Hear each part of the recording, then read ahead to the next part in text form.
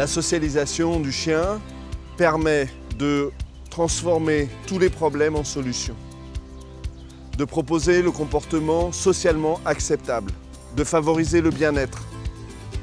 Je vois quelque chose que je n'ai jamais vu avant, je vais savoir comment me comporter, le découvrir, le rencontrer, par l'odorat, par l'ouïe.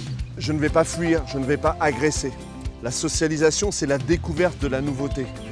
Et pour ce fait, il faut sortir le chiot, aller vers l'inconnu, aller vers les autres.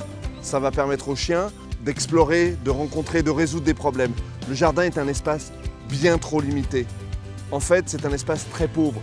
C'est un réel faux ami. Il ne faut pas penser que parce qu'on a un jardin, c'est un argument suffisant pour accueillir un chien chez soi. Il faut consacrer du temps à l'exploration, aux rencontres.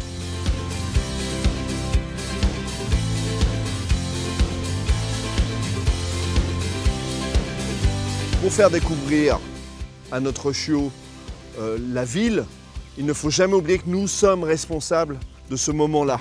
C'est à nous de décider quelles sont les situations favorables et quelles sont les situations qu'il faut éviter. Qu'est-ce qu'il faut éviter? Tout ce qui est trop. Trop bruyant, trop fort, trop brutal, trop de chiens, trop d'enfants, trop de gens. Il faut essayer de respecter la progressivité, la capacité du chien à absorber ces nouvelles émotions. Il faut scénariser les rencontres avec les autres chiens. Au mieux que l'on peut, essayer de rencontrer les chiens que l'on connaît. On sait qu'ils vont proposer des comportements intéressants. Quand ce n'est pas possible, il faut très vite décider si la rencontre est favorable à l'éducation de notre chien ou pas. Si elle l'est, restons un moment avec ce chien. Si elle ne l'est pas, on décide de s'en aller tout de suite, poliment, mais fermement. Quand on fait une rencontre entre un chiot et des chiens adultes, c'est une histoire de chien. Il faut que l'humain résiste à la tentation d'intervenir, de parler à son chien, de le tenir, de le retenir. Ce faisant, il affecterait le comportement du chien. Il pourrait marquer l'émotion du chien. Le mieux, finalement, c'est d'observer tout en marchant, tout en continuant de tourner autour, de s'éloigner un petit peu. Ça permettra au chien à la fois de s'intéresser à sa rencontre et puis de s'inquiéter un petit peu d'où est son maître ou sa maîtresse. La socialisation, la découverte du monde, c'est l'occasion d'apprendre à connaître son chien.